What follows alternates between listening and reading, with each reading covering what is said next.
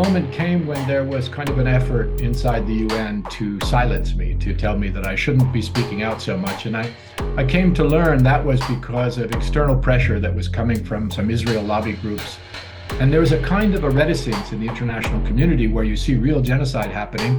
It was unusual in a number of ways. One is that many of the specific actions that are listed in the Genocide Convention had been carried out in Gaza and elsewhere in Palestine. Of course, mass killings, that's obvious.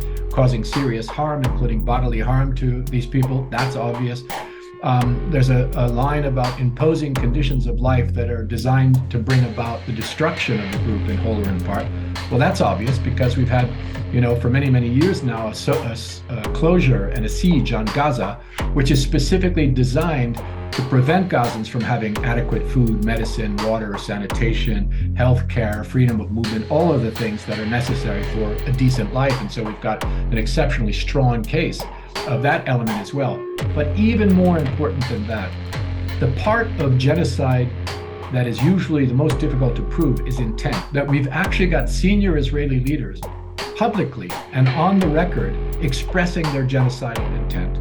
And so we've had statements of genocidal intent from the president, the prime minister, ministers in the government, senior military officials, think tanks associated with the Israeli government. This is very, very unusual to have such clear statements of intent.